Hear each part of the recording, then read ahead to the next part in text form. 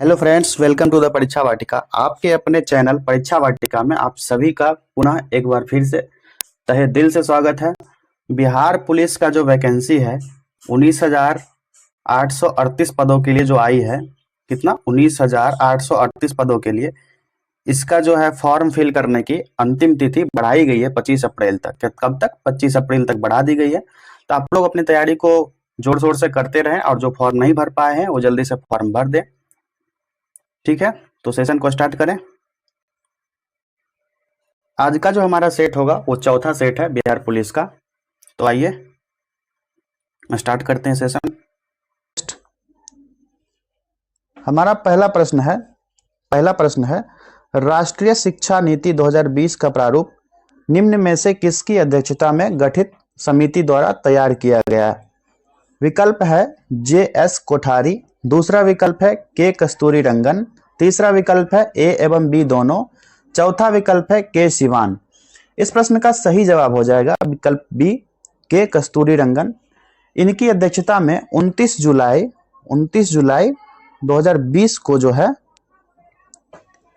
राष्ट्रीय शिक्षा नीति की घोषणा की गई और यह शिक्षा नीति जो है 1986 की शिक्षा नीति के स्थान पर इसमें संशोधन किया गया, जिसमें जो शिक्षा का प्रारूप फॉर्मेट रखा गया है उसका फॉर्मेट है 5+3+3+4 और पहले पांचवें कक्षा तक के लिए शिक्षा जो दिया जाएगा वो मातृभाषा में दिया जाएगा। कौन सी? मातृभाषा में। ठीक है, अगला प्रश्न देखते हैं। अंतरराष्ट्रीय योग दिवस हर वर्ष मनाया जाता है। विकल्प है 21 जून को, दूसरा विकल्प है 20 जून को, तीसरा विकल्प है 18 जून को और चौथा विकल्प है 11 जून को। इस प्रश्न का सही जवाब हो जाएगा विकल्प ए 21 जून को जो है अंतरराष्ट्रीय योग दिवस मनाया जाता है। और आप लोग को बता दें कि यह अंतरराष्ट्रीय योग दिवस है, इसके लिए माननीय प्रधानमंत्री जी ने इसका जो थीम रखा है वो है एक पृथ्वी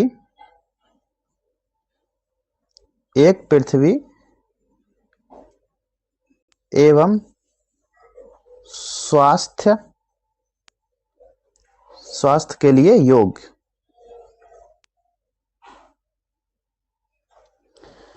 अंतरराष्ट्रीय योग दिवस 2025 का जो थीम है एक पृथ्वी एवं स्वास्थ्य के लिए योग। इस बार जो 2025 का योग दिवस मनाया जाएगा 21 जून को, उसका ये थीम है। और UN ने भारत सरकार के अनुरोध पर 2015 से प्रति वर्ष 21 जून को योग दिवस मनाने की घोषणा की है। और इतिहास में चले जाए तो योग दर्शन के जनक जो है पतंजलि हैं और पतंजलि योगपीठ केंद्र हरिद्वार में स्थित है। ये सब आप लोग ध्यान रखेंगे। अगला प्रश्न देखते हैं। प्रथम भारतीय साम्राज्य स्थापित किया गया था। विकल्प है कनिष्क द्वारा, हर्ष द्वारा, चंद्रगुप्त मौर्य द्वारा और चौथा विकल्प है समुद्रगुप्त द्वारा। इस प्रश्न का सही जवाब हो जाएगा विकल्प सी चंद्रगुप्त मौर्य द्वारा। चंद्रगुप्त मौर्य जो थे जैन धर्म के गुरु भद्रबाहु जो थे, जैन धर्म की जो दीक्षा है इनसे ही लिया था इन्होंने, चंद्रगुप्त मौर्य ने। और चंद्रगुप्त मौर्य घनानंद के बीच युद्ध का उल्लेख जो है मुद्रा राक्षस नाटक में मिलता है। ठीक है, और चंद्रगुप्त मौर्य को जो है भारत का मुक्तिदाता भी कहा जाता है। अब इतना जान लिए तो कनिष्क के बारे में जान लेते हैं। कनिष्क जो है, कनिष्क ने शक संवत चलाया था। शक संवत कब चलाया था? 78 AD में। ठीक है, और समुद्रगुप्त भी जो है वीणा बजाने में निपुण थे। समुद्रगुप्त जो थे वीणा बजाने में निपुण थे। अगला प्रश्न देखते हैं। बाल गंगाधर तिलक द्वारा राष्ट्रीयता को बढ़ावा देने हेतु अखबार निकाला जाता था। विकल्प है युगांतर, देशभक्ति, केसरी और चौथा विकल्प है क्रांति। इस प्रश्न का सही जवाब हो जाएगा विकल्प सी केसरी। बाल गंगाधर तिलक द्वारा मराठी में यह केसरी समाचार पत्र निकाला जाता था और बाल गंगाधर तिलक ने अंग्रेजी भाषा में मराठा समाचार पत्र निकाला था।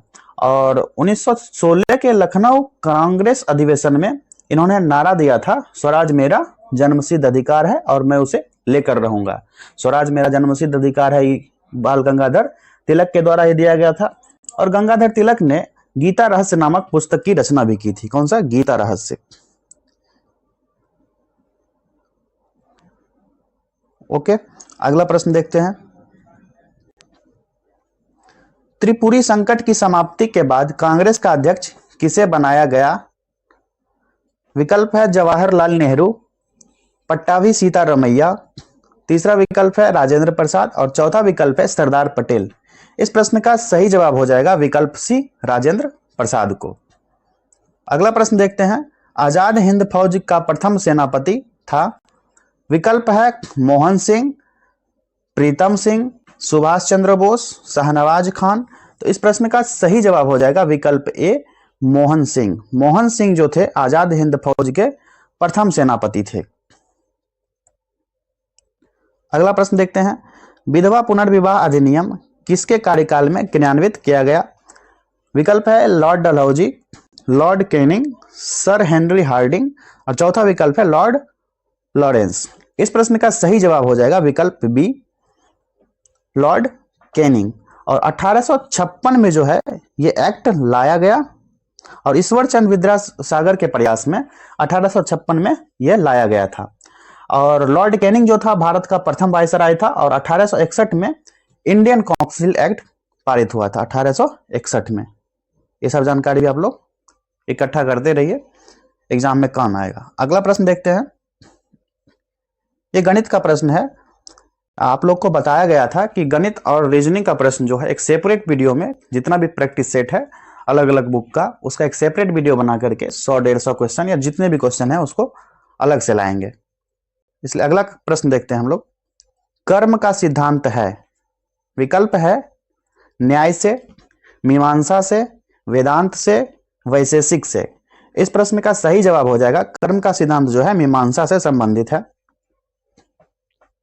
ठीक है, तो दर्शन जो है उसके प्रवर्तक जो है, इसके बारे में आप लोग भी ध्यान रखिएगा। आप लोग की जानकारी के लिए बता दें, सांख्य दर्शन जो है उसके प्रवर्तक कपिल मुनि थे। न्याय दर्शन जो है, न्याय दर्शन के प्रवर्तक महर्षि गौतम थे। योग दर्शन के पतंजलि थे और वैशेषिक दर्शन के कणाद मुनि थे। और पूर्व मीमांसा के दो भाग हुए, पूर्व मीमांसा और उत्तर मीमांसा।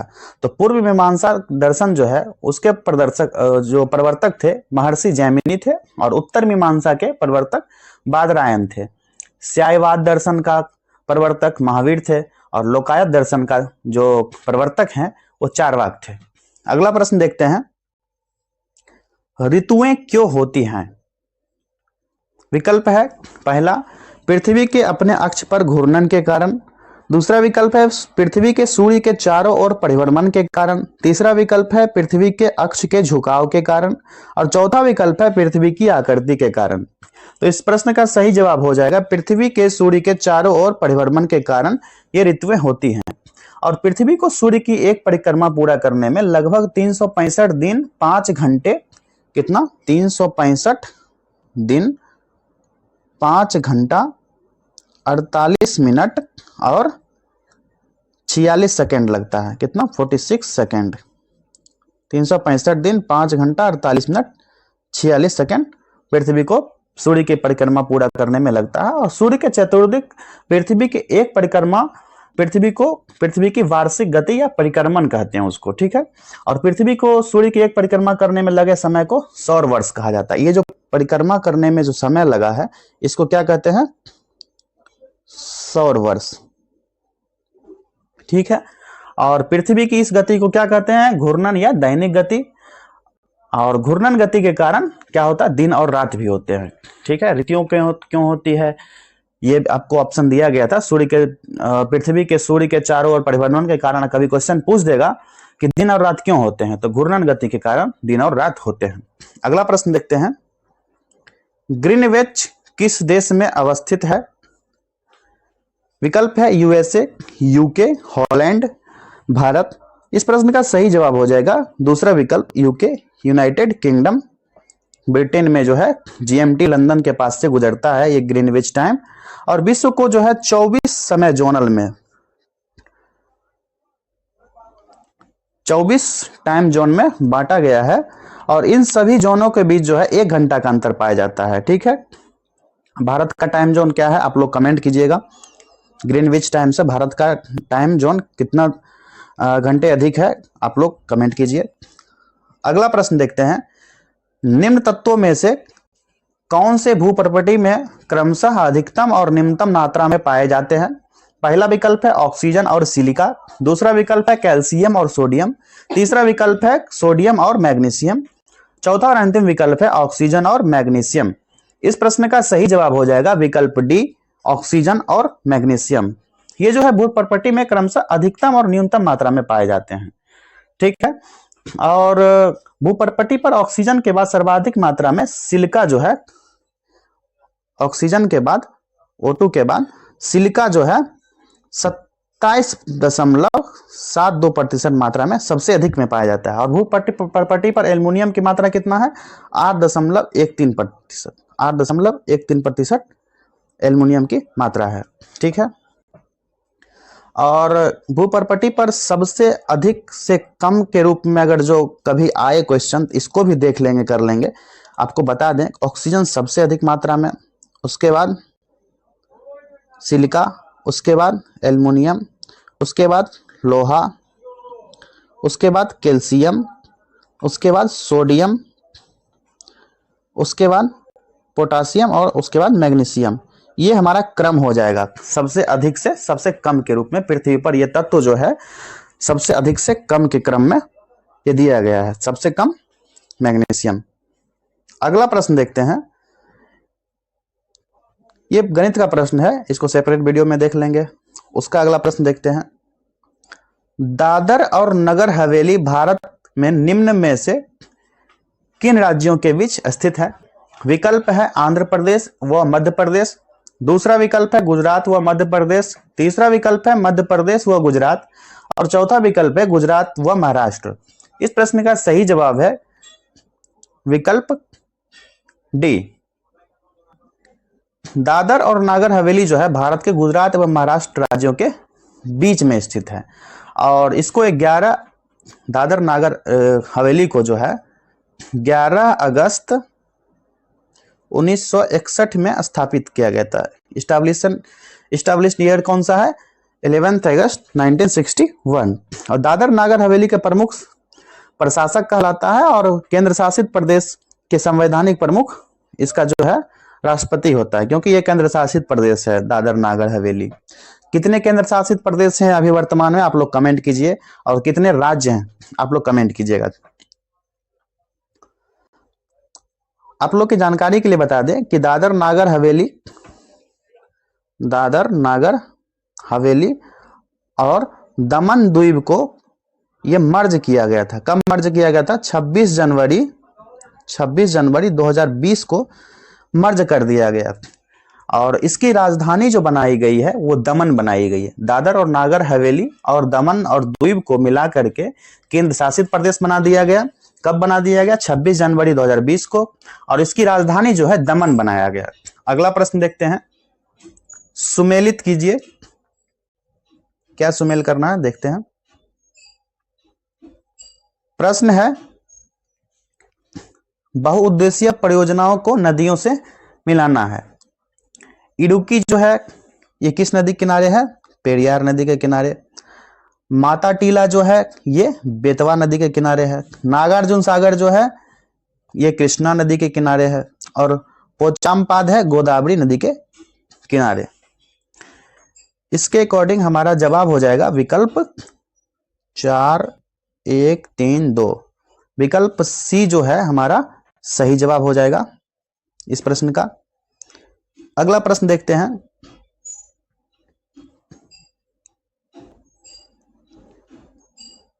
स्थानांतरणशील कृषि के संदर्भ में सत्य कथनों की पहचान करें। ठीक है, कथन देख लेते हैं। इसमें भूमि की जुताई नहीं की जाती है। ठीक है, इसमें वनों को साफ कर या जलाकर कृषि की जाती है। इसमें फसल चक्र विधि अपनाई जाती है और इसका संबंध चारे व कृषि के लिए मौसमी प्रवास से है।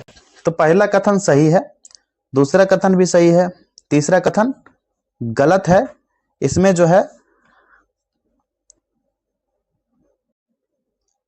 अगला कथन ये भी गलत है,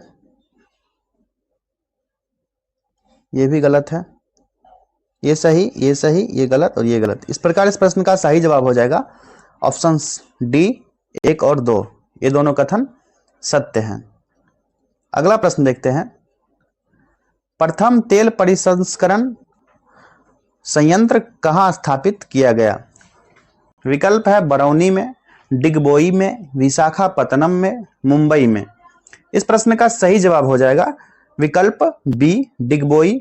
यहाँ पर जो है डिगबोई रिफाइनरी की स्थापना जो है 1901 ईस्वी में किया गया था और डिगबोई परिसंस्करण केंद्र आईओसी के अधीन है, इंडियन ऑयल कॉरपोरेशन के अधीन है।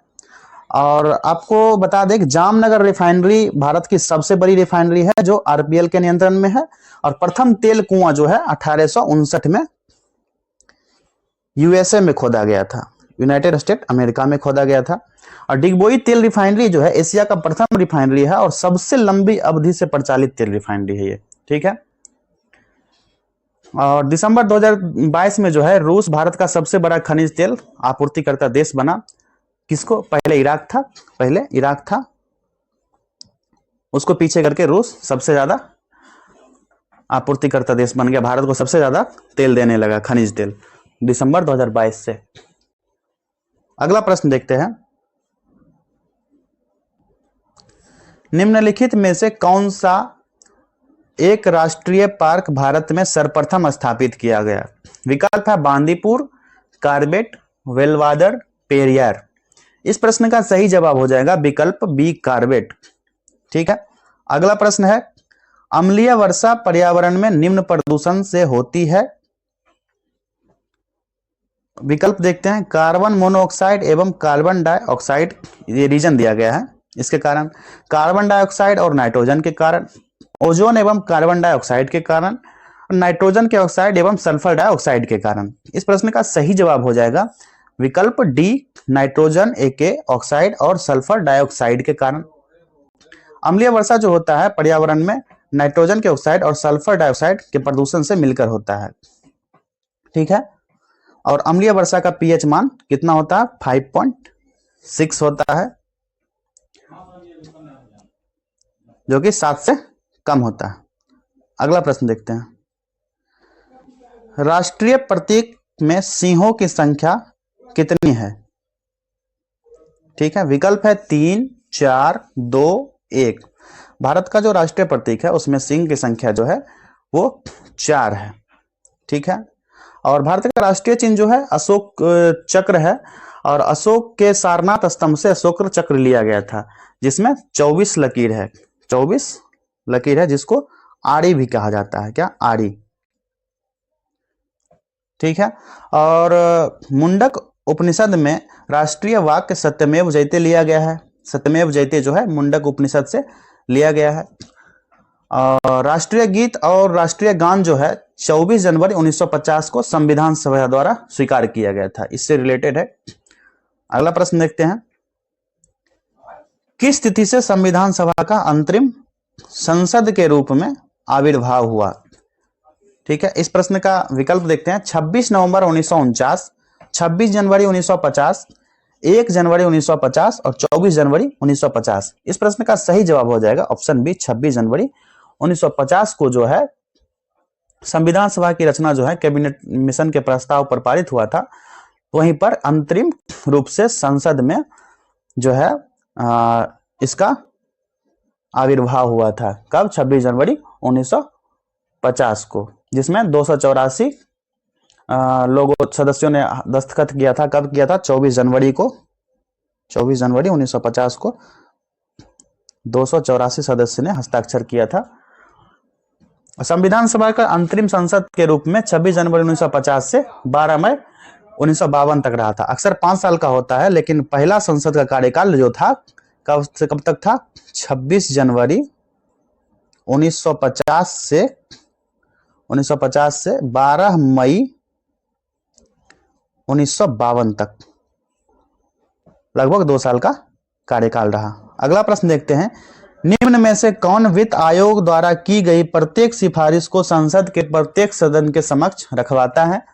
विकल्प है भारत का राष्ट्रपति, लोकसभा का अध्यक्ष, भारत का प्रधानमंत्री और संघीय वित्त मंत्री। इस प्रश्न का सही जवाब हो जाएगा ऑप्शन ए, भारत का राष्ट्रपति। भारत का राष्ट्रपति जो है वित्त आयोग द्वारा की गई प्रत्येक सिफारिश को संसद के प्रत्येक सदन के समक्ष रखता है और आर्टिकल 281 अनुच्छेद 281 के अंतर्गत वित्त आयोग की सिफारिश पर सदन में ये प्रस्ताव रखवाते हैं। और वित्त आयोग का गठन जो है 280 के अनुच्छेद 280 के अंतर्गत किया गया और 5 वर्षों पर वित्त आयोग का गठन राष्ट्रपति द्वारा किया जाता है। वित्त आयोग अपनी सिफारिश राष्ट्रपति को सौंपता है और राष्ट्रपति के नाम से संघीय वित्त मंत्री जो है संसद में वित्त आयोग के रिपोर्ट रखते हैं। अगला प्रश्न देखते हैं। संविधान की प्रस्तावना सभी भारतीय नागरिकों को निम्न में से कौन सा एक उपलब्ध कराने का वादा नहीं करती है? यहां पर नहीं कह रही है क्वेश्चन। विकल्प है सामाजिक न्याय, राजनीतिक न्याय, विचार की स्वतंत्रता और चौथा विकल्प है पूजा की समानता। इस प्रश्न का सही जवाब हो जाएगा विकल्प डी। संविधान की प्रस्तावना सभी भारतीय नागरिकों को पूजा की समानता का वादा नहीं करती है। प्रस्तावना जो है संविधान सभा में जवाहरलाल नेहरू द्वारा 13 दिसंबर 1946 को संविधान सभा में पेश किया गया था और कैबिनेट मिशन के सदस्य जो थे स्टेफर्ड क्रिप्स, लॉर्ड पेंथिंग लॉरेंस और एवी अलेक्जेंडर थे। और सब प्रस्तावना को संविधान सभा में 22 जनवरी 1947 को 22 जनवरी 1947 को स्वीकार कर लिया गया। और भारतीय प्रस्तावना जो है भारतीय संविधान का उसमें है दर्शन, आत्मा, हृदय, निचोड़ और सार। जब उच्च न्यायालय को किसी विषय पर स्पष्टता नहीं हो पाती है तो प्रस्तावना के आधार पर निर्णय किया जा सकता है और प्रस्तावना में प्रत्येक धर्म को उपासना की स्वतंत्रता दिया गया है, ना कि समानता को। आप लोग को एक क्वेश्चन देते हैं कि भारतीय प्रस्तावना में कितने प्रकार के न्याय हैं, कमेंट कीजिएगा। तब तक अगला प्रश्न देखते हैं। निम्नलिखित कथनों का परीक्षण कीजिए और नीचे दिए गए कूट से सही उत्तर चुनिए। कथन है हमारा, संपत्ति का अधिकार अब मूलभूत अधिकार नहीं है। दूसरा कथन है, राज्यसभा एक धन बिल को रोक सकती है। तीसरा कथन है, भारतीय संविधान के प्रस्तावना में 42वें संविधान संशोधन द्वारा धर्मनिरपेक्ष, समाजवाद तथा अखंडता को जोड़ा गया। चौथा कथन है, संसद के दोनों सदनों में कोई विवाद लोकसभा अध्यक्ष की व्यवस्था द्वारा सुलझाया जा सकता है। इस प्रश्न का सही जवाब खोजते हैं। पहला विकल्प जो है संपत्ति का अधिकार अब मूलभूत अधिकार नहीं है, बिल्कुल सही है। इसको संपत्ति के अधिकार को हटा दिया गया है। दूसरा कथन क्या है, राज्यसभा एक धन बिल को रोक सकती है, ये कथन गलत है, इसको सिर्फ 14 दिन के लिए रोक सकती है। और तीसरा कथन है, भारतीय संविधान के प्रस्तावना में 42वें संविधान संशोधन द्वारा धर्मनिरपेक्ष, समाजवाद तथा अखंडता को जोड़ा गया।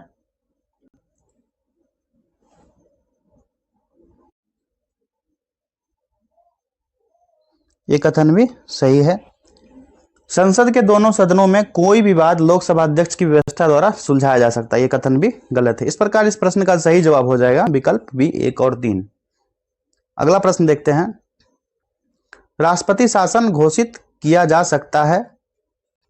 विकल्प चेक करते हैं। पहला विकल्प है केंद्रीय मंत्रिमंडल की लिखित सलाह पर। दूसरा विकल्प है संबंधित राज्य के राज्यपाल की मौखिक अनुशंसा पर। तीसरा विकल्प है राज्यपाल के लिखित सिफारिश पर राष्ट्रपति इस बात से सहमत हो कि राज्य का शासन संविधान के उपबंधों के अनुसार नहीं चल रहा है। चौथा विकल्प है यदि राज्य विधानमंडल में राज्य मंत्रिमंडल के विरुद्ध निम्न सदन में अविश्वास मत पारित किया हो। इस प्रश्न का सही जवाब हो जाएगा विकल्प सी, राज्यपाल के लिखित सिफारिश पर राष्ट्रपति इस बात से सहमत हो कि राज्य का शासन जो है संविधान के उपबंधों के अनुसार नहीं चल रहा है, तभी राष्ट्रपति शासन घोषित किया जा सकता है। अगला प्रश्न देखते हैं।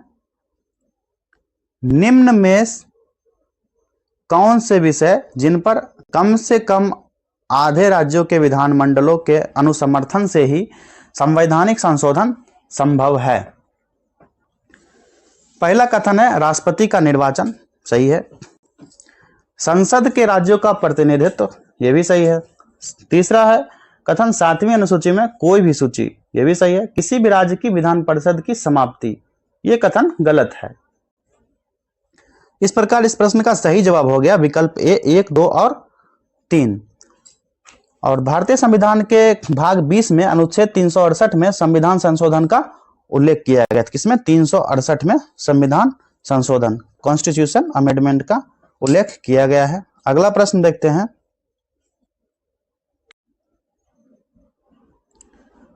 ध्यानाकर्षण सूचना यानी कॉलिंग अटेंशन के प्रावधान ने निम्नलिखित में से किसके क्षेत्र को सीमित किया है? विकल्प है अल्पावधि चर्चा, दूसरा विकल्प है प्रश्नकाल, तीसरा विकल्प है स्थगन प्रस्ताव, चौथा विकल्प है शून्यकाल। इस प्रश्न का सही जवाब हो जाएगा विकल्प ए ध्यानाकर्षण। इसका जो सही जवाब हो जाएगा विकल्प ए जो है अल्पावधि चर्चा को प्रभावित किया है। और ध्यानाकर्षण सूचना जो है अत्यंत ज्वलंत विषय पर सदन में ध्यान में आकृष्ट करने के लिए लाया जाता है। और प्रश्नकाल के 1 घंटा बाद का काल जो है वो शून्यकाल कहलाता है। प्रश्नकाल के 1 घंटा बाद के काल को शून्यकाल कहा जाता है। और शून्यकाल जो लोकसभा में 12 बजे से 1 बजे तक और राज्यसभा में जो है 11 बजे से 12 बजे तक चलता है। लोकसभा में कब से कब तक चलता है? 12 से 1 और राज्यसभा में 11 से 12 बजे तक। अगला प्रश्न देखते हैं। भारतीय अर्थव्यवस्था के उदारीकरण का अग्रदूत किसको कहा जाता है? पहला विकल्प है डॉक्टर विमल जालान, दूसरा विकल्प है डॉक्टर मनमोहन सिंह, तीसरा विकल्प है पीवी नरसिम्हा राव और चौथा विकल्प है पी चिदम्बरम। इस प्रश्न का सही जवाब हो जाएगा option B doctor Manmohan Singh. Doctor Manmohan Singh को ही उदारीकरण का अग्रदूत माना जाता है। और मनमोहन सिंह को मुख्य आर्थिक सलाहकार और आरबीआई के गवर्नर पद पर भी ये जो है रहे हैं। 1991 में मनमोहन सिंह भारतीय गवर्नमेंट में, भारत सरकार में वित्त मंत्री भी बने थे, फाइनेंस मिनिस्टर बने थे। और 24 जुलाई 1991 को वित्त मंत्री द्वारा उदारीकरण की घोषणा की गई थी। ये वित्त मंत्री द्वारा जो है अर्थव्यवस्था का उदारीकरण कब हुआ था? 24 जुलाई 1991 में। ठीक, अगला प्रश्न देखते हैं।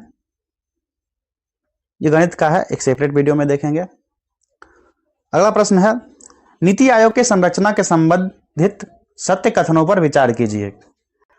पहला कथन है गवर्निंग काउंसिल के सदस्य सभी मुख्यमंत्री केंद्र शासित प्रदेशों के उपराज्यपाल या प्रशासक होते हैं। ठीक है। और दूसरा विकल्प है, दूसरा कथन है नीति आयोग के पदेन सदस्य 7 केंद्रीय मंत्री होते हैं। तो ये गलत कथन है। इस प्रकार इस प्रश्न का सही जवाब हो जाएगा विकल्प बी, केवल एक पहला कथन सही है। नीति आयोग की संरचना जो है उसके संबंध में सत्य यह है कि गवर्निंग काउंसिल के सदस्य सभी मुख्यमंत्री केंद्र शासित प्रदेश के उपराज्यपाल शासक होते हैं। और नीति आयोग के अधिकतम 4 पदेन केंद्रीय मंत्री सदस्य होते हैं। नीति आयोग का अध्यक्ष जो होता है, पदेन होता है, वो प्राइम मिनिस्टर होते हैं। पदेन अध्यक्ष होता है नीति आयोग का। और आयोग के जो योजना आयोग है उसके स्थान पर नीति आयोग की स्थापना जो है 1 जनवरी 2015 में किया गया था। योजना आयोग के स्थान पर इसको लाया गया था। नीति आयोग का उपाध्यक्ष जो होता है कैबिनेट का दर्जा उसको प्राप्त होता है, जो उपाध्यक्ष होता है नीति आयोग का। अगला प्रश्न देखते हैं। ये गणित का है, आगे देखेंगे सेपरेट वीडियो में। भारत में बहुराष्ट्रीय कंपनियों का प्रोत्साहन देना, बढ़ावा देना है। विकल्प है निजीकरण नीति को, वैश्वीकरण नीति को, उदारीकरण नीति को, उपरोक्त सभी नीतियों को। इस प्रश्न का सही जवाब हो जाएगा विकल्प डी, उपरोक्त सभी नीतियों को। बहुराष्ट्रीय कंपनी को जो प्रोत्साहन है जो है निजीकरण नीति, वैश्वीकरण नीति, उदारीकरण नीति, तीनों को मिलाकर के प्रोत्साहन दिया जाता है। अगला प्रश्न देखते हैं। भारतीय रुपया पूर्णतः परिवर्तनीय है। कथन है भुगतान शेष के पूंजी लेखा के संबंध में, दूसरा कथन है स्वर्ण संबंध में, तीसरा कथन है भुगतान शेष के चालू लेखा के संबंध में। उपरोक्त में कौन सा ऐसे कथन सही है या है? इस प्रश्न का सही जवाब हो जाएगा विकल्प सी, केवल 3। केवल तीसरा कथन जो है रुपया के संबंध में परिवर्तनीय है पूर्णतः रूप से। अगला प्रश्न देखते हैं। सुमेलित करने कहा जा रहा है वाद, नियम या सिद्धांत को वैज्ञानिक से। विद्युत चुंबकत्व का जो नियम है, इसके जो वैज्ञानिक है वो कौन है? फैराडे है। आनुवांशिकता के सिद्धांत का जो वैज्ञानिक है वो कौन है? मेंडल है।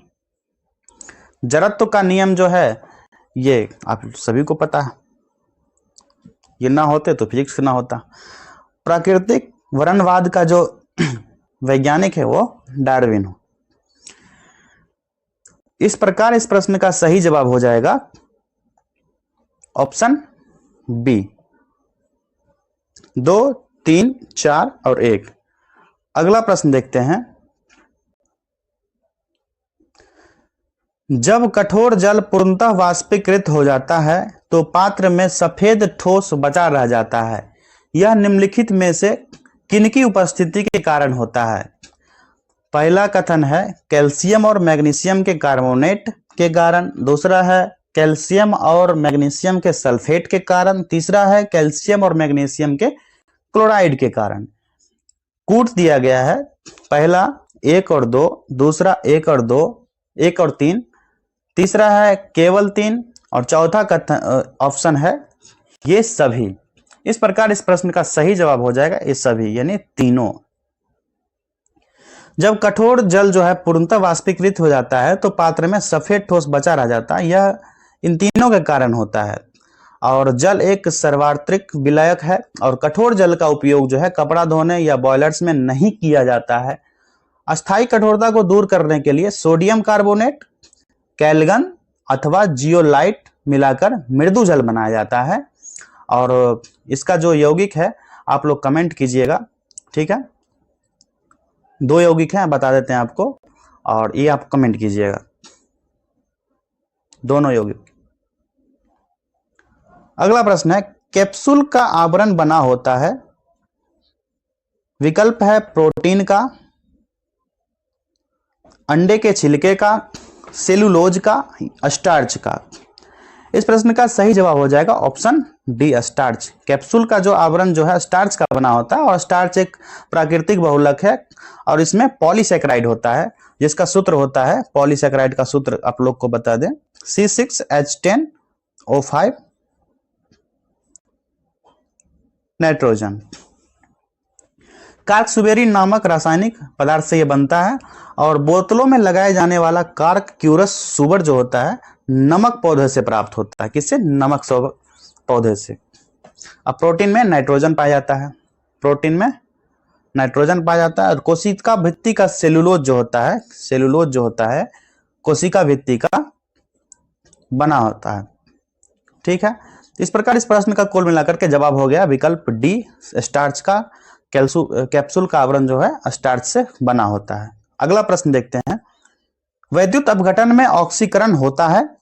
विकल्प है कैथोड पर, दूसरा विकल्प है एनोड पर, तीसरा विकल्प है कैथोड व एनोड दोनों पर और चौथा विकल्प है किसी पर नहीं।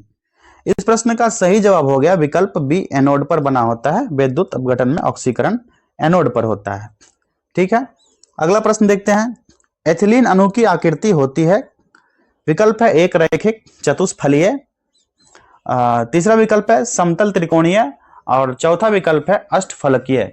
इस प्रश्न का सही जवाब हो जाएगा विकल्प सी, समतल त्रिकोणीय बना होता है। एथिलीन एकमात्र हार्मोन है जो गैसीय रूप में पाया जाता है और एथिलीन हार्मोन जो है फल को पकाने में मदद करता है और यह मादा पुष्पों की संख्या में वृद्धि करता है और साइटोकिनिन कोशिका जो है विभाजन के लिए आवश्यक है, ठीक है। अगला प्रश्न देखते हैं। भारत का पहला रिमोट सेंसिंग सैटेलाइट छोड़ा गया था। विकल्प है बैंकानूर से, केप कैनेडी से, तीसरा विकल्प है फ्रेंच गुयाना से, चौथा विकल्प है श्रीहरिकोटा से। इस प्रश्न का सही जवाब हो जाएगा विकल्प ए, बैंकानूर से। भारत का पहला जो रिमोट सेंसिंग सैटेलाइट है बैंकानूर से छोड़ा गया था और ये कब छोड़ा गया था? 17 मार्च 1988 में बैंकानूर से छोड़ा गया था। इसमें प्रक्षेपण यान जो था बोस्तोक था। क्या नाम था उसका? बोस्तोक प्रक्षेपण यान से ये छोड़ा गया था। इसके द्वारा छोड़ा गया उपग्रह का नाम था IRS-1A। क्या नाम था? IRS-1A। ठीक है। और भारत का प्रथम उपग्रह जो है कॉस्मोस प्रक्षेपयान बेंकानूर से 19 अप्रैल 1975 को छोड़ा गया था, जो दूर संवेदी उपग्रह दूर से बिना छुपे हुए जानकारी सूचना उपलब्ध करता है। अगला प्रश्न देखते हैं। निम्नलिखित में से कौन सा एक वह प्रोग्राम है जो उच्च स्तर भाषा को मशीन में बदलता है? विकल्प है योजक लिंकर, समुच्चायक असेंबलर, तीसरा विकल्प है निर्वचित्र इंटरप्रेटर, चौथा विकल्प है संकलक कंपाइलर। इस प्रश्न का सही जवाब हो जाएगा विकल्प डी संकलक। संकलक कंपाइलर जो है, कंपाइलर जो वो प्रोग्राम है जो उच्च स्तर भाषा को मशीन भाषा में बदलता है, और असेंबलर प्रोग्राम जो है असेंबली भाषा में लिखे गए प्रोग्राम का अनुवाद मशीनी भाषा में करता है। इंटरप्रेटर जो है उच्च स्तरीय भाषा में लिखे गए सोर्स प्रोग्राम का अनुवाद मशीनी भाषा से में करता है, परंतु यह एक बार में केवल एक लाइन का अनुवाद करता है। अब फोर्ट्रॉन, पास्कल आदि जो है उच्च स्तरीय भाषा है। ठीक है। अगला प्रश्न देखते हैं।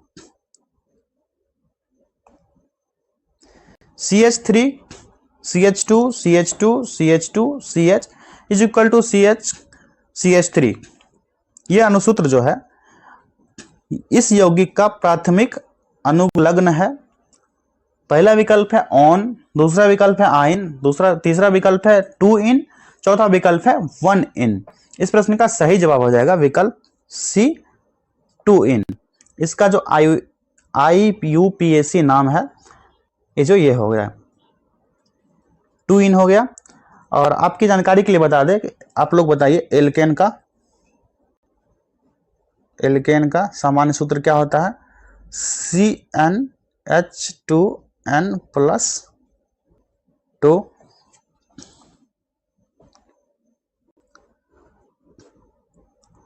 एल्काइन का इसका सामान्य सूत्र आप लोग कमेंट कीजिए। और एल्केन जो है संतृप्त हाइड्रोकार्बन है, एल्कीन और एल्काइन जो असंतृप्त हाइड्रोकार्बन है। ठीक है।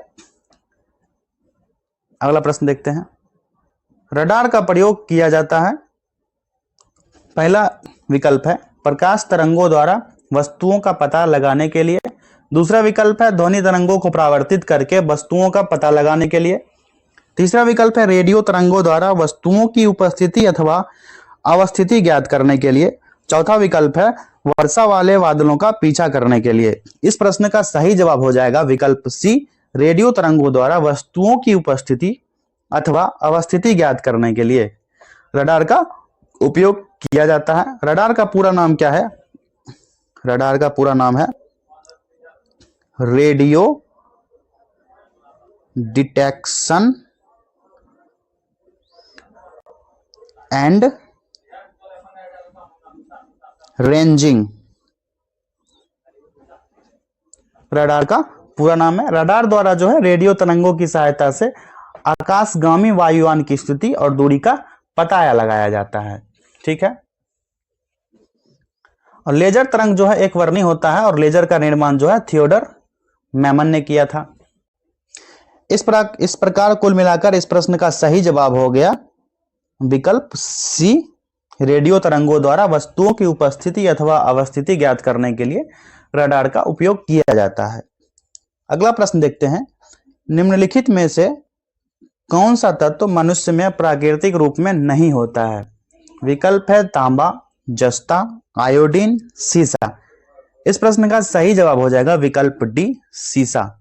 सीसा का तत्व जो है मनुष्य में प्राकृतिक रूप में नहीं पाया जाता है, और सीसा शरीर के लिए हानिकारक है। ठीक है। अगला प्रश्न देखते हैं। वह रेडियो समस्थानिक जिसे परिवहन तंत्र में खून के थक्के का पता लगाने हेतु प्रयोग में लाया जाता है। विकल्प है आर्सेनिक 74, कोबाल्ट 60, तीसरा विकल्प है I131, चौथा विकल्प है सोडियम 24। इस प्रश्न का सही जवाब हो जाएगा विकल्प डी सोडियम 24। एक ऐसा रेडियो समस्थानिक है जिसे परिवहन तंत्र में खून के थक्के का पता लगाने के लिए प्रयोग में लाया जाता है। कुछ समस्थानिक जो है कृत्रिम विधि से बनाए जाते हैं, इन्हें रेडियो समस्थानिक कहते हैं। और कृत्रिम रूप से निर्मित समस्थानिक जो है रेडियो सक्रिय होते हैं, और विभिन्न प्रकार के रेडियो सक्रियता किरणें उत्सर्जित करते हैं। रेडॉन जो है एक रेडियो सक्रिय तत्व है। कौन सा? रेडॉन एक रेडियो सक्रिय तत्व है और रेडॉन का उपयोग जो है रेडियोथेरेपी के रूप में कैंसर रोगों के इलाज में किया जाता है। ठीक है, अगला क्वेश्चन देखते हैं। एक प्रोटॉन तथा एक इलेक्ट्रॉन को जिनका संवेग एक समान है, एक समान चुंबकीय क्षेत्र से होकर ले जाया जाता है। इस संदर्भ में निम्नलिखित कथनों में से कौन सा सही है? विकल्प है पहला, प्रोटॉन तथा इलेक्ट्रॉन पर समान और विपरीत बल होते हैं। दूसरा विकल्प है इलेक्ट्रॉन की अपेक्षा प्रोटॉन पर अधिक बल होता है। तीसरा विकल्प है प्रोटॉन की अपेक्षा इलेक्ट्रॉन पर अधिक बल होता है। और चौथा ऑप्शन है एक चुंबकीय क्षेत्र में किसी भी गतिमान आवेशित कण पर कोई बल नहीं होता है। इस प्रश्न का सही जवाब हो जाएगा ऑप्शन ए, प्रोटॉन तथा इलेक्ट्रॉन पर समान और विपरीत बल होते हैं। अगला प्रश्न देखते हैं। नवजात शिशु को ट्रिपल एंटीजन वैक्सीन निम्नलिखित में से किन रोगों के प्रतिरक्षित करने के लिए लगाई जाती है? पहला विकल्प है कुकुर खांसी, टिटनेस और खसरा। दूसरा विकल्प है कुकुर खांसी, टिटनेस और डिप्थीरिया। तीसरा विकल्प है टिटनेस, डिप्थीरिया और खसरा। चौथा विकल्प है टिटनेस, डिप्थीरिया और चेचक। इस प्रश्न का सही जवाब हो जाएगा ऑप्शन बी, कुकुर खांसी, टिटनेस और डिप्थीरिया जो है नवजात शिशु को ट्रिपल एंटीजन वैक्सीन जो है इसके लिए लगाया जाता है, इसकी प्रतिरक्षा करने के लिए। काली खांसी रोग जो होता है हीमोफिलस पर्टुसिस नामक जीवाणु से होता है और डिप्थीरिया रोग का कारण जो होता है कोरोनी बैक्टीरियम डिप्थीरिया जो है कोरोनी डिप्थीरियम बैक्टीरिया के कारण होता है। अगला प्रश्न देखते हैं। गहरे समुद्र में गोताखोर निम्नलिखित में से किस एक गैस मिश्रण का उपयोग करते हैं? कहां पे? गहरे समुद्र में। विकल्प है हीलियम ऑक्सीजन का मिश्रण। दूसरा विकल्प है हीलियम नाइट्रोजन का मिक्सर और तीसरा विकल्प है ऑक्सीजन एसिटिलीन का मिश्रण और चौथा विकल्प है ऑक्सीजन हाइड्रोजन का मिश्रण। इस प्रकार इस प्रश्न का सही जवाब होगा विकल्प ए, ऑक्सीजन और हीलियम का मिश्रण जो है गहरे समुद्र में गोताखोर इसका उपयोग करते हैं। ऑक्सीजन सिलेंडर में हीलियम और ऑक्सीजन का मिश्रण गैस का प्रयोग किया जाता है क्योंकि ऑक्सीजन जो है कृत्रिम ऑक्सीजन देने में उपयोग करता है और सोनार का प्रयोग जो है सोनार जो है इसका उपयोग जो है समुद्र के अंदर उपस्थित वस्तु के संकेत के लिए करते हैं। किसके? संकेत के लिए सोनार का उपयोग किया जाता है। और हाइड्रोजन और ऑक्सीजन के तरल अवस्थाओं में रॉकेट में प्रयोग किया जाता है। ठीक है, अगला प्रश्न देखते हैं। खानों में विस्फोटों का सबसे महत्वपूर्ण कारण क्या है? विकल्प है हाइड्रोजन और ऑक्सीजन का मिलना। दूसरा विकल्प है ऑक्सीजन और एसिटिलीन का मिलना। तीसरा विकल्प है मीथेन का हवा से मिलना। चौथा विकल्प है कार्बन डाइऑक्साइड का एथिलीन में मिलना। इस प्रकार इस प्रश्न का सही जवाब हो जाएगा विकल्प सी, मीथेन का हवा में मिलना। ठीक है, अगला प्रश्न देखते हैं। भारहीनता में जल को किस विधि द्वारा गर्म किया जाता है? विकल्प है विकिरण विधि। दूसरा है विकल्प चालन विधि। तीसरा ऑप्शन है संवहन। चौथा है विकल्प सभी विधियों द्वारा। इस प्रश्न का सही जवाब हो जाएगा पहला, विकिरण द्वारा। भारहीनता में जल को विकिरण विधि द्वारा गर्म किया जाता है क्योंकि भारहीनता की स्थिति में गुरुत्वीय त्वरण का मान शून्य हो जाता है। क्या हो जाता है? शून्य हो जाता है। और द्रव एवं गैस की समान स्थिति में संवहन विधि जो है इसके द्वारा गर्म किया जाता है। भारहीनता में वस्तु का आभासी भार क्या हो जाता है? शून्य हो जाता है। ठीक है, और वस्तु का भार वह बल है जिसमें किसी वस्तु को पृथ्वी अपने केंद्र की ओर क्या करती है? खींचती है। ठीक है, अगला प्रश्न है। जब आंखों में धूल जाती है तो उसका कौन सा अंग सूज जाता है और गुलाबी हो जाता है? पहला विकल्प है कॉर्निया। दूसरा विकल्प है रक्त पटक कोराइड। तीसरा विकल्प है नेत्र श्लेष्मा कंजक्टाइवा। चौथा विकल्प है दृढ़ पटल स्क्लेरोटिक। ठीक है, इस प्रश्न का सही जवाब हो जाएगा ऑप्शन सी, नेत्र श्लेष्मा। ये जो है आंख में धूल जाने के कारण गुलाबी हो जाता है। आंख शरीर का एक महत्वपूर्ण अंग है जो कैमरे की भांति कार्य करता है और आंख के से बाहर एक कठोर अपारदर्शी श्वेत झिल्ली से ढका रहता है जिसे दृढ़ पटल कहते हैं। क्या कहते हैं? दृढ़ पटल कहते हैं। श्वेत भाग जो रहता है उसको दृढ़ पटल कहा जाता है। और नेत्रदान में जो है उसका किसका उपयोग किया जाता है? कॉर्निया का। और कॉर्निया के पीछे रंगीन और पारदर्शी झिल्ली का पर्दा होता है जिसे आइरिस कहा जाता है। क्या कहा जाता है? आइरिस। ठीक है, आंख से संबंधित अक्सर इससे भी डेप्थ में क्वेश्चन पूछा जा सकता है। आप लोग गूगल से किसी बुक से आप लोग इसके बारे में अधिक से अधिक जानकारी ले लेंगे तो आपको एग्जाम में बहुत हेल्प मिलेगा। अगला प्रश्न है, निम्नलिखित में से कौन मानव शरीर को संक्रमण के विरुद्ध संघर्ष करने में सहायता करते हैं? पहला विकल्प है हार्मोन्स, दूसरा विकल्प है किण्वक, तीसरा विकल्प है श्वेत रुधिर कोशिका, चौथा विकल्प है लाल रुधिर कोशिका। इस प्रश्न का सही जवाब है ऑप्शन सी, श्वेत रुधिर कोशिका। ठीक है, और ये जो है WBC जो है इसका आकार जो है, आकार और संरचना अमीबा के समान होता है। किसके समान होता है इसका आकार? अमीबा। अमीबा के समान इसकी संरचना होती है। और WBC का निर्माण जो है अस्थि मज्जा, लिम्फोनाइड और कभी कभी यकृत एवं पलिवाह में भी होता है। और RBC का मुख्य जो है कार्य होता है ऑक्सीजन का आपूर्ति शरीर में करना और CO2 को वापस लाना। ऑक्सीजन को इन करना और CO2 को आउट करना।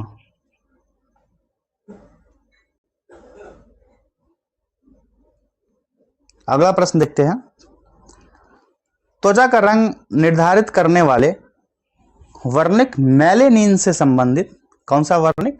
मेलेनिन से संबंध में निम्न में से कौन से कथन सत्य हैं? कथन है पहला, यह एपिडर्मिस की सबसे बाहरी परत में पाया जाता है। दूसरा कथन है, यह परावैंगनी प्रकाश के अपारदर्शक होता है। तीसरा कथन है, यह त्वचा की यांत्रिक क्षति एवं जीवाणुओं के आक्रमण को रोकने में सहायक होता है। तो कथन को पहले चेक कर लेते हैं कौन कौन सा कथन सही है, कौन सा कथन गलत है। यह एपिडर्मिस की सबसे बाहरी परत में पाया जाता है, यह कथन गलत है। ठीक है, दूसरा कथन है, यह परावैंगनी प्रकाश के लिए अपारदर्शक होता है, यह कथन सही है। और तीसरा कथन है, यह त्वचा की यांत्रिक क्षति एवं जीवाणुओं के आक्रमण को रोकने में सहायक होता है, यह भी कथन गलत है। इस प्रकार इस प्रश्न का सही जवाब हो जाएगा केवल 2। कौन सा कथन सत्य पूछ रहा है? केवल दूसरा कथन सत्य है। और त्वचा के रंग निर्धारित करने वाले वर्णक जो है मेलेनिन के संबंध में यह कथन सत्य है कि यह परावैंगनी प्रकाश के लिए अपारदर्शक होता है और मेलेनिन की अधिकता में त्वचा का रंग काला हो जाता है। ठीक है, और बाल का सफेद होना मेलेनिन की कमी के कारण ही होता है। और त्वचा में पाई जाने वाली तैलीय ग्रंथियां एवं श्वेत ग्रंथियां जो है क्रमशः सीबम एवं पसीने का स्रवण करती है। अगला प्रश्न देखते हैं, वास्तविक सूर्योदय से थोड़ा पहले दृश्यमान होता है। विकल्प है वायुमंडलीय परावर्तन, दूसरा विकल्प है वायुमंडलीय परिक्षेपण, तीसरा विकल्प है वायुमंडलीय विवर्तन और चौथा विकल्प है वायुमंडलीय अपवर्तन। इस प्रश्न का सही जवाब हो जाएगा विकल्प डी, वायुमंडलीय अपवर्तन। ठीक है, अगला प्रश्न देखते हैं, निम्नलिखित संस्थानों पर विचार कीजिए। पहला संस्थान है भौतिक अनुसंधान प्रयोगशाला, अंतरिक्ष अनुप्रयोग केंद्र, तीसरा है विक्रम साराभाई अंतरिक्ष केंद्र। उपरोक्त संस्थानों में से कौन सा से अहमदाबाद में स्थित है? ये आप लोग को तीसरे सेट में हमने बताया था। और वैसे अभी आंसर बता देते हैं लेकिन आप लोग रिवाइज करते रहिएगा, सेट जितना अधिक से अधिक हो सके। इस प्रश्न का सही जवाब हो जाएगा ऑप्शन बी, 1 और 2। ठीक है, अब यहाँ पर कौन कौन सा केंद्र स्थित है? भौतिक अनुसंधान प्रयोगशाला और अंतरिक्ष अनुप्रयोग केंद्र। विक्रम साराभाई अंतरिक्ष केंद्र जो है ये कहां पर है? तिरुवनंतपुरम में है। और इसरो का मुख्यालय जो है बेंगलुरु में है और मुख्य नियंत्रण सुविधा हासन में स्थित है।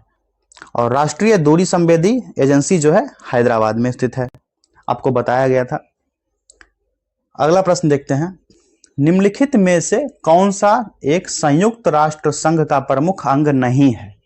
क्या पूछ रहा है? संयुक्त राष्ट्र संघ का प्रमुख अंग नहीं है। पहला विकल्प है अंतर्राष्ट्रीय न्यायालय, दूसरा विकल्प है आर्थिक एवं सामाजिक परिषद, तीसरा विकल्प है न्यास परिषद, चौथा विकल्प है खाद्य एवं कृषि संगठन। इस प्रश्न का सही जवाब हो जाएगा विकल्प डी, खाद्य एवं कृषि संगठन जो है यूएनओ का एक प्रमुख अंग नहीं है। यूएनओ का 6 प्रमुख अंग कौन कौन सा है, आप लोग सुनते जाइएगा। पहला महासभा, दूसरा सुरक्षा परिषद, तीसरा आर्थिक एवं सामाजिक परिषद, चौथा न्याय परिषद, पांचवा अंतरराष्ट्रीय न्यायालय और छठवां जो है सचिवालय। ये 6 यूएनओ का प्रमुख अंग है। महासभा को जो है विश्व की लघु संसद भी कहा जाता है। इसको महासभा को विश्व की लघु संसद। और सुरक्षा परिषद में 15 सदस्य होते हैं। सुरक्षा परिषद में 15 सदस्य होते हैं। अगला प्रश्न देखते हैं। भारत सदस्य नहीं है। विकल्प है देशों के राष्ट्रकुल, दूसरा विकल्प है सार्क का, तीसरा विकल्प है नाम संगठन NAM, चौथा विकल्प है एशिया प्रशांत आर्थिक सहयोग संगठन का। तो भारत जो है एशिया प्रशांत आर्थिक सहयोग संगठन का सदस्य नहीं है। एशिया प्रशांत आर्थिक सहयोग का मुख्यालय जो है कहां पर है, सिंगापुर में है। कहां पर, सिंगापुर में है। और एशिया प्रशांत क्षेत्रों का आर्थिक और सामाजिक आयोग का मुख्यालय जो है बैंकॉक में है। कहां पर है, बैंकॉक में है। अगला प्रश्न देखते हैं। ग्लिम्पसेज ऑफ वर्ल्ड हिस्ट्री पुस्तक के रचयिता कौन है। पहला विकल्प है अबुल कलाम आजाद, दूसरा विकल्प है जवाहरलाल नेहरू, तीसरा विकल्प है एल गोपालन और चौथा विकल्प है एस राधा कृष्णन। इस प्रश्न का सही जवाब हो जाएगा विकल्प बी। कौन सा विकल्प, बी। इसके रचयिता जो है जवाहरलाल नेहरू है। और डिस्कवरी ऑफ इंडिया पुस्तक जो है यह भी जवाहरलाल नेहरू के द्वारा ही लिखा गया था। अगला प्रश्न है। इसरो का पूर्ण रूप है इंडियन सैटेलाइट रिसर्च ऑर्गेनाइजेशन, दूसरा विकल्प है इंडियन स्पेस रिसर्च ऑर्गेनाइजेशन, तीसरा विकल्प है इंडियन शिप रिसर्च ऑर्गेनाइजेशन, चौथा विकल्प है इंडियन स्टैंडर्ड रिसर्च ऑर्गेनाइजेशन। इस प्रश्न का सही जवाब हो जाएगा option B, Indian space research organisation. जानकारी के लिए बता दें आपको, इसरो की स्थापना जो है कब हुआ था, 15 अगस्त 1969 को। और अंतरिक्ष विभाग की स्थापना जो है 1972 को हुआ था। और अंतरिक्ष आयोग की स्थापना भी 1972 को ही हुआ था। अंतरिक्ष विभाग अलग है, अंतरिक्ष आयोग अलग है, लेकिन स्थापना है दोनों का वर्ष 1972 में हुआ था। और इसरो की स्थापना जो है 15 अगस्त 1969 को हुआ था। अगला प्रश्न देखते हैं। विश्व खाद्य दिवस वर्ल्ड फूड डे प्रतिवर्ष किस तारीख को मनाया जाता है। विकल्प है 16 अक्टूबर, दूसरा विकल्प है 16 नवंबर, तीसरा विकल्प है 16 दिसंबर और चौथा विकल्प है इनमें से कोई नहीं। इस प्रश्न का सही जवाब हो जाएगा विकल्प ए, 16 अक्टूबर को विश्व खाद्य दिवस मनाया जाता है। और विश्व एलर्जी दिवस जो है कब मनाया जाता है, 16 अक्टूबर को ही मनाया जाता है। और विश्व एलर्जी दिवस 8 जुलाई को मनाया जाता है। विश्व एलर्जी जागरूकता दिवस जो है 16 अक्टूबर को और विश्व एलर्जी दिवस 8 जुलाई को। ठीक है। और 16 नवंबर को सहनशीलता के लिए अंतर्राष्ट्रीय दिवस मनाया जाता है। राष्ट्रीय ऊर्जा संरक्षण दिवस का है 14 दिसंबर को मनाया जाता है। एक सेपरेट वीडियो लाएंगे जिसमें वर्ष भर के जो डेज हैं, कब कौन सा दिन मनाया जाता है, इसको विस्तार में जानेंगे। अगला प्रश्न देखते हैं। भारत ने सर्वप्रथम ओलंपिक का हॉकी खेलों में भाग किस वर्ष लिया। विकल्प है 1924 में पेरिस ओलंपिक, दूसरा विकल्प है 1912 में स्टॉकहोम ओलंपिक, तीसरा विकल्प है 1928 में एम्स्टर्डम ओलंपिक, चौथा विकल्प है 1952 में हेलसिंकी ओलंपिक। इस प्रश्न का सही जवाब हो जाएगा विकल्प सी, 1928 में एम्स्टर्डम ओलंपिक। ठीक है। और 1928 से 1956 तक हॉकी में ओलंपिक खेल में स्वर्ण पदक लगातार जो है भारत ने प्राप्त किया था। भारत ने अंतिम बार ओलंपिक में स्वर्ण पदक 1980 में जो है मॉस्को ओलंपिक में जीता था। कहां जीता था, मॉस्को ओलंपिक में। और भारत का राष्ट्रीय खेल हॉकी है। और अगला प्रश्न देखते हैं।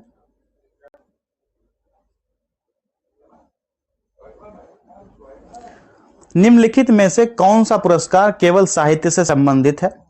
पहला विकल्प है पुलित्जर, दूसरा विकल्प है मैग्सेसे, तीसरा विकल्प है भारत रत्न, चौथा विकल्प है ज्ञानपीठ। इस प्रश्न का सही जवाब हो जाएगा विकल्प डी, ज्ञानपीठ।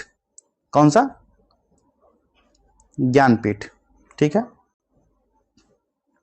अगला प्रश्न देखते हैं। दोस्तों अगला प्रश्न देखने से पहले आपको एक पीछे के प्रश्न में जो आपको बताए थे, ये 61वां प्रश्न जो था, इसमें सर्वप्रथम हॉकी का जो ओलंपिक खेल हुआ था, इसमें बताए थे गोल्ड जो है 1980 में आखिरी बार जीता गया था, लेकिन करंट अपडेट्स के अकॉर्डिंग 1980 नहीं होगा। आपको बता दें कि 2020 में नीरज चोपड़ा ने भाला फेंककर 87.58 मीटर का भाला फेंककर गोल्ड मेडल प्राप्त किया था। कब? 2020 में। कहां पर हुआ था ये ओलंपिक? Tokyo Olympic. कहां पर हुआ था?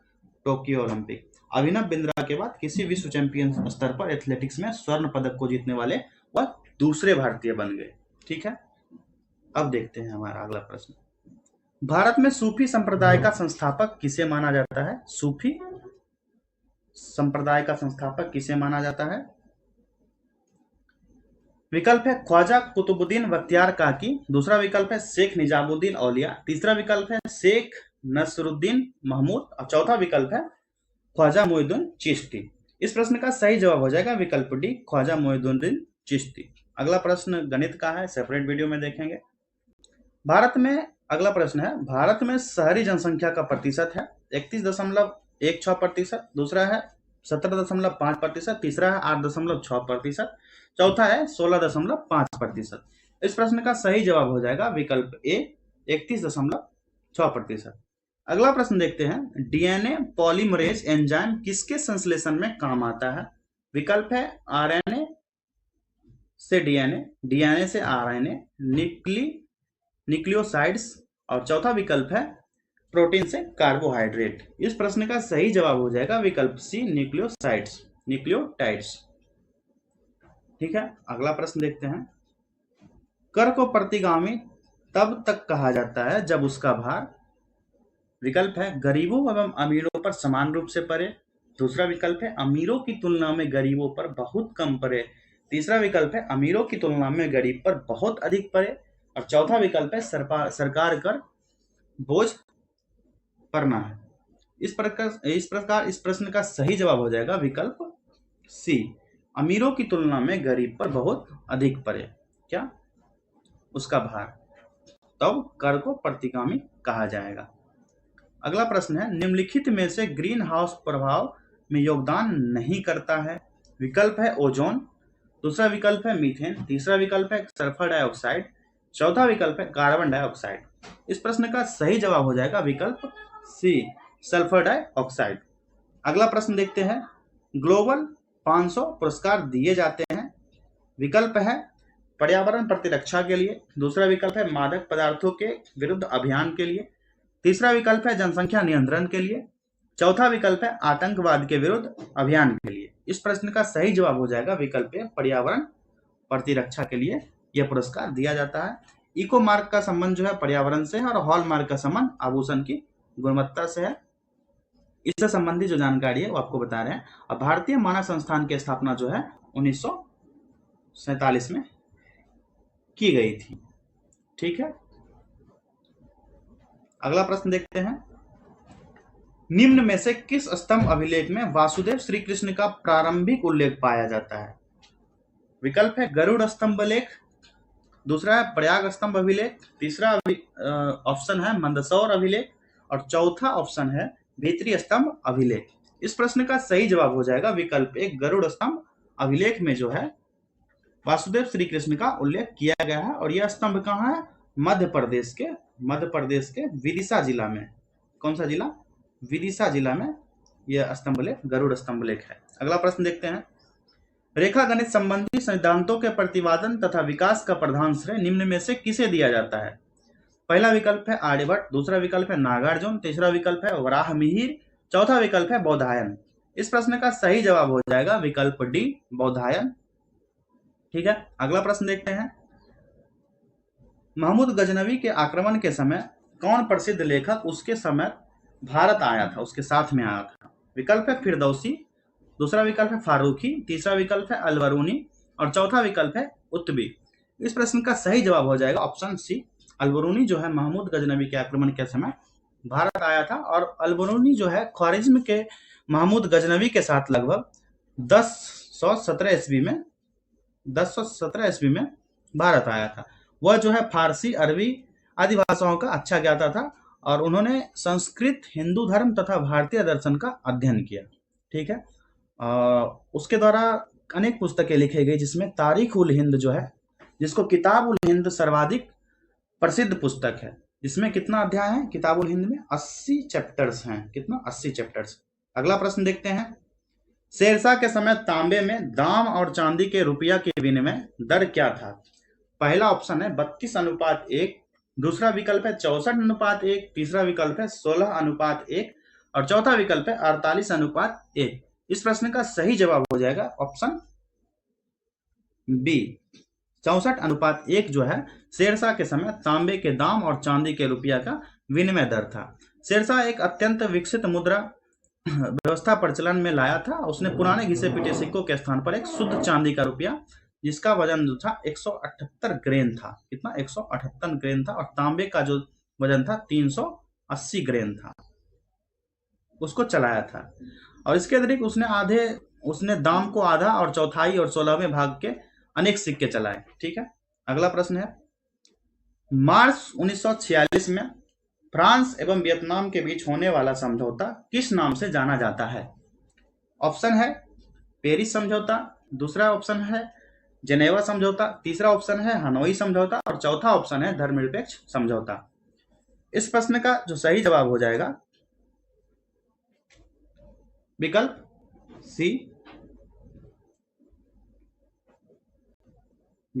सी, हनोई समझौता। ये जो है 6 मार्च 1946 को हुआ था। 6 मार्च 1946 को हुआ था। एक क्वेश्चन छूट गया था, क्वेश्चन नंबर 74, इसको देख लेते हैं। होआ होआ आंदोलन किस प्रकृति का था? विकल्प है क्रांतिकारी, दूसरा विकल्प है क्रांतिकारी धार्मिक, तीसरा विकल्प है धार्मिक और चौथा विकल्प है साम्राज्यवादी समर्थक। इस प्रश्न का सही जवाब हो जाएगा विकल्प बी, क्रांतिकारी। और होआ होआ जो था यह आंदोलन वियतनाम में हुआ था, 1939 में हुआ था। कब हुआ था? 1939 में। इसका नेता जो था फायून फूसो था, फायून फूसो। और क्रांतिकारी उग्रवादी घटनाओं को अंजाम देते रहता था और आत्मदाह तक भी इसमें शामिल होता था। और होआ होआ का धार्मिक दर्शन जो है मेकांग डेल्टा है, जो वियतनाम के मियानी ताई क्षेत्र से उभरा है। यह अनिवार्य रूप से बौद्ध धर्म को मानता है। कौन सा? बौद्ध धर्म को मानने वाला है। अगला प्रश्न है, निम्न में से किसने वर्ष 1921 ईस्वी में रूस में नई आर्थिक नीति को लागू किया था? 1921 में। ऑप्शन है स्टालिन, ट्रॉट्स्की, लेनिन और चौथा विकल्प है प्लेखावनोव। इस प्रश्न का सही जवाब हो जाएगा विकल्प सी, लेनिन ने 1921 में रूस की नई आर्थिक नीति को लागू किया था। और लेनिन जो है बोल्शेविक दल का नेता था। कौन सा? बोल्शेविक दल का नेता था। और इसका व्लादिमीर इलिच उल्वानोव जिसका पूरा नाम था, इसका जो जन्म था 22 अप्रैल 1870 को हुआ और मृत्यु हो गया 21 जनवरी 1924 को। 22 अप्रैल 1870 को इसका जन्म हुआ था लेनिन का, 21 जनवरी 1924 को इसका मृत्यु हो गया था। लेनिन ने 16 अप्रैल 1917 को जो है रूस में क्रांतिकारी योजना प्रकाशित की, जो अप्रैल थीसिस के नाम से जाना जाता है। कौन सा? अप्रैल थीसिस के नाम से। और प्रथम विश्व युद्ध में जब लेनिन का नारा जो था वो उन्होंने दिया था, युद्ध का अंत करो। क्या? युद्ध का अंत करो। और आपकी जानकारी के लिए बता दें, स्टालिन को जो है आधुनिक रूस का निर्माता माना जाता है। ट्रॉट्स्की जो है, स्टालिन जो है आधुनिक रूस का निर्माता है। ट्रॉट्स्की जो है लाल सेना का गठन किया था। और प्लेखावानोव जो है इसको रूसी साम्यवाद का जनक कहा जाता है। क्या? रूसी साम्यवाद का जनक। अगला प्रश्न देखते हैं, निम्न में से कौन सी झील तंजानिया और युगांडा के बीच अंतरराष्ट्रीय सीमा बनाती है? झील का नाम विकल्प में देख लेते हैं। विक्टोरिया झील, मालावी झील, चार झील, जाम्बेजी झील। इस प्रश्न का सही जवाब हो जाएगा विकल्प ए, विक्टोरिया झील जो है युगांडा एवं तंजानिया एवं केन्या के बीच अंतरराष्ट्रीय सीमा बनाती है। और विक्टोरिया झील जो है वो सबसे ज्यादा इंपॉर्टेंट है, ये विषुवत रेखा से होकर गुजरती है। कौन सा, विषुवत रेखा से। अब विक्टोरिया झील जो है नील नदी से निकलती है, जो विश्व की सबसे लंबी नदी है। अगला प्रश्न देखते हैं, मौना लोआ एक सक्रिय ज्वालामुखी है, कहाँ का? ऑप्शन है हवाई द्वीप का, दूसरा ऑप्शन है इटली का, तीसरा ऑप्शन है जापान का और चौथा ऑप्शन है अलास्का का। इस प्रश्न का सही जवाब हो जाएगा विकल्प ए, हवाई द्वीप का। ठीक है, हवाई द्वीप जो है ये सक्रिय ज्वालामुखी है, ये किलायू में है। सिसिली का द्वीप जो है वो माउंट एटना में है। लिपारी द्वीप जो है स्ट्रॉम्बली में है और इक्वाडोर का जो द्वीप है वो कोटोपैक्सी में है। अंडमान निकोबार जो द्वीप है बैरन द्वीप में है। ठीक है, अगला प्रश्न देखते हैं, फ्रांस एवं स्पेन के बीच सीमा बनाने वाला पर्वत है, फ्रांस एवं स्पेन के बीच। ऑप्शन है पेरिनीज पर्वत, दूसरा ऑप्शन है जूरा पर्वत, तीसरा ऑप्शन है आल्प्स पर्वत, चौथा ऑप्शन है अल्पाइन पर्वत। इस प्रश्न का सही जवाब हो जाएगा ऑप्शन ए, पेरिनीज पर्वत। ये जो है फ्रांस तथा स्पेन के बीच सीमा बनाने वाला पर्वत है। अगला प्रश्न देखते हैं, खुले नदमुखों से धनसान से संबंधित तट है।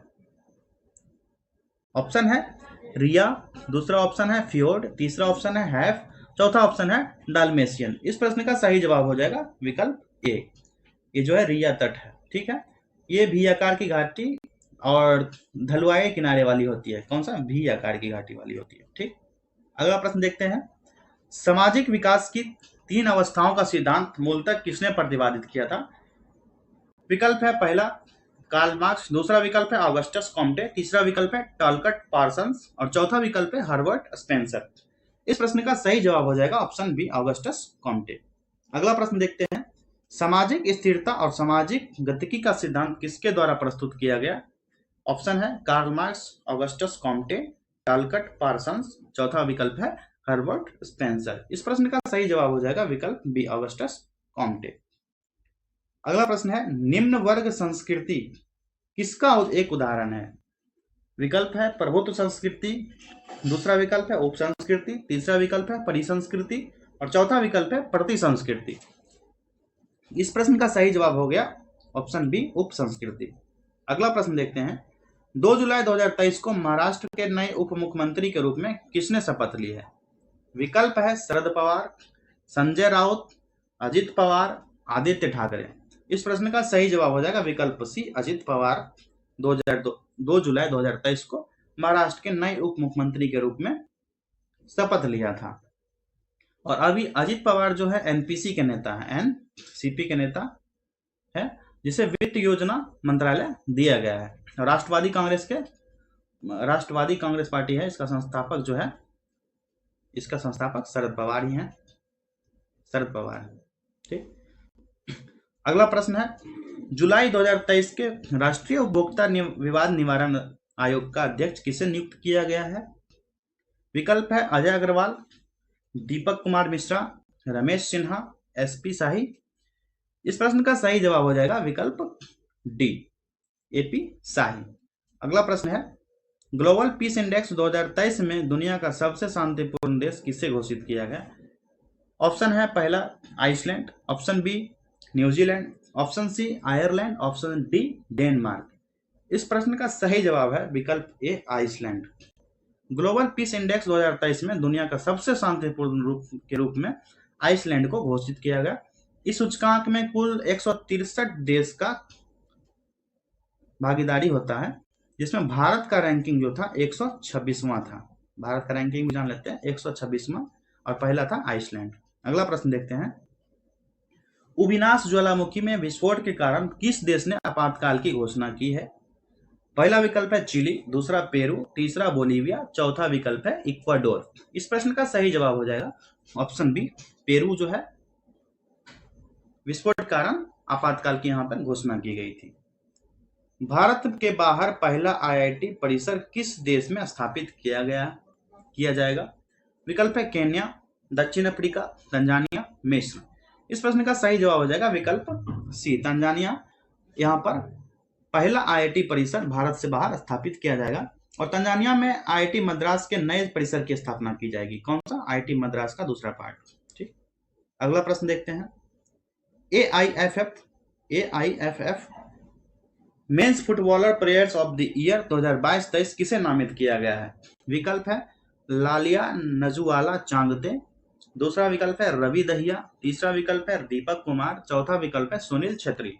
इस प्रश्न का सही जवाब हो जाएगा पहला विकल्प ए, लालियान जुआला चांगते। ठीक है, और ये women's footballer player of the year 2022-23 में मनीषा कल्याण को घोषित किया गया था। वुमेन्स में मनीषा कल्याण को और पुरुष वाले में लालियान जुआला चांगते को। ठीक है, अगला प्रश्न देखते हैं। नई दिल्ली में भारत 6G अलायंस किसने लॉन्च किया है? विकल्प है अमित शाह, अश्वनी वैष्णव, एस जयशंकर, नरेंद्र मोदी। इस प्रश्न का सही जवाब है विकल्प बी, अश्वनी वैष्णव ने नई दिल्ली में भारत 6G अलायंस का लॉन्च किया है। यह अलायंस जो है तकनीकी आवश्यकताओं से ऊपर उठकर 6G तकनीक की व्यावसायिक और सामाजिक जरूरतों को समझने की कोशिश करेगा। अगला प्रश्न है, संघाई सहयोग संगठन के 23वें शिखर सम्मेलन का आयोजन किस देश की अध्यक्षता में हुआ था? विकल्प है चीन, रूस, पाकिस्तान, भारत। इस प्रश्न का सही जवाब हो जाएगा विकल्प डी, भारत की अध्यक्षता में। अगला प्रश्न है, 17-18 अगस्त 2023 को पारंपरिक औषधि वैश्विक शिखर सम्मेलन का आयोजन कहां किया गया? विकल्प है भोपाल, लखनऊ, गांधीनगर, नई दिल्ली। इस प्रश्न का सही जवाब हो जाएगा विकल्प सी, गांधीनगर। कहां पर? गांधीनगर में यह शिखर सम्मेलन का आयोजन किया गया। और यह शिखर सम्मेलन जो है WHO द्वारा भारत सरकार की सह मेजबानी में आयोजित हुआ था, यानी वर्ल्ड हेल्थ ऑर्गेनाइजेशन के मेजबानी में किया गया था, भारत की सह मेजबानी के तहत। अगला प्रश्न है, जून 2023 में भारत ने किस देश को स्वदेश निर्मित मिसाइल कॉर्वेट INS कृपान उपहार में दिया है? विकल्प है भूटान, श्रीलंका, वियतनाम, बांग्लादेश। इस प्रश्न का सही जवाब हो जाएगा विकल्प सी, वियतनाम। विकल्प सी, वियतनाम। और इसका जो मिसाइल जो है INS कृपान जो है, कौन सा? INS कृपान है। और INS कृपान खुखड़ी श्रेणी की तीसरी स्वदेश निर्मित मिसाइल कॉर्वेट है। ठीक है, अगला प्रश्न है, किस एजेंसी द्वारा मई 2023 में 8 राज्यों के ऑपरेशन ध्वस्त का संचालन किया गया? पहला विकल्प है NIA, दूसरा विकल्प है SPG, तीसरा विकल्प है CBI, चौथा विकल्प है NSG। इस प्रश्न का सही जवाब हो जाएगा विकल्प A, NIA। अगला प्रश्न देखते हैं, युगे युगीन भारत राष्ट्रीय संग्रहालय किस राज्य केंद्र शासित प्रदेश में स्थापित किया जाएगा? पहला विकल्प है लद्दाख, दूसरा विकल्प है पुदुचेरी, तीसरा विकल्प है नई दिल्ली, चौथा विकल्प है राजस्थान। इस प्रश्न का सही जवाब हो जाएगा विकल्प सी, नई दिल्ली। अगला प्रश्न देखते हैं, जगन्नाथ चेबुदम कार्यक्रम किस राज्य में चलाया गया है? विकल्प है आंध्र प्रदेश, तेलंगाना, तमिलनाडु, और चौथा विकल्प है ओडिशा। इस प्रश्न का सही जवाब हो जाएगा विकल्प ए, आंध्र प्रदेश। अगला प्रश्न देखते हैं, 3D printed super alloy GRX 810 किस देश ने विकसित किया है? पहला विकल्प है भारत, दूसरा विकल्प है चीन, तीसरा विकल्प है रूस, और चौथा विकल्प है अमेरिका। इस प्रश्न का सही जवाब हो जाएगा ऑप्शन डी, अमेरिका। अगला प्रश्न देखते हैं, किस भारत राज्य ने डॉक्टर भीमराव अंबेडकर पुरस्कार की घोषणा की है? विकल्प है ओडिशा, महाराष्ट्र, तेलंगाना, और चौथा विकल्प छत्तीसगढ़। इस प्रश्न का सही जवाब हो जाएगा विकल्प सी, तेलंगाना द्वारा डॉक्टर भीमराव अंबेडकर पुरस्कार की घोषणा की गई। तेलंगाना सरकार ने इस पुरस्कार हेतु 51 करोड़ जो है फंडिंग की घोषणा की है। ठीक है, अगला प्रश्न देखते हैं, मार्च 2023 में किस देश ने 30 वर्षों में पहली बार पोलियो के मामले दर्ज किए गए हैं? पहला विकल्प है अफगानिस्तान, दूसरा विकल्प है बुरुंडी, तीसरा विकल्प है नाइजीरिया, और चौथा विकल्प है पराग्वे। इस प्रश्न का सही जवाब हो जाएगा विकल्प बी, बुरुंडी देश में 30 वर्षों के बाद पहली बार पोलियो के मामले दर्ज किए गए हैं। यहाँ जो अपशिष्ट जल की पर्यावरण निगरानी में पोलियो वायरस टाइप 2 पुष्टि की गई। कौन सा? टाइप 2 की पुष्टि की गई। अब देखते हैं आज का आखिरी प्रश्न, MD-15 बसों का प्रायोगिक परीक्षण और M100 जो 100% मेथनॉल पर बना है, उसका प्रोटोटाइप किस शहर में लॉन्च किया गया? विकल्प है बेंगलुरु, अहमदाबाद, तिरुवनंतपुरम, पणजी। इस प्रश्न का सही जवाब हो जाएगा ऑप्शन ए, बेंगलुरु में जो है इसका परीक्षण नितिन गडकरी द्वारा किया गया। MD-15 का जो अर्थ है बस में डीजल के साथ 15% मेथनॉल का इस्तेमाल, कितना 15% डीजल के साथ मेथनॉल का इस्तेमाल करना है। और इस बस को तैयार करने में बीएमटीसी, नीति आयोग और आईओसी और अशोक लीलैंड जो कंपनी है उसका महत्वपूर्ण योगदान है। तो दोस्तों आज का सेशन समाप्त करते हैं। चूंकि विस्तार में बताने के क्रम में वीडियो लंबा हो गया है, कोशिश करेंगे वीडियो को शॉर्ट रखा जाए। और आप लोग टेस्ट जब देने आएंगे तो कुछ अपना भी कमेंट जरूर कीजिएगा, जिससे कि अगले स्टूडेंट को भी सहायता मिलेगा। बहुत बहुत धन्यवाद, मिलते हैं अगले सीरीज में।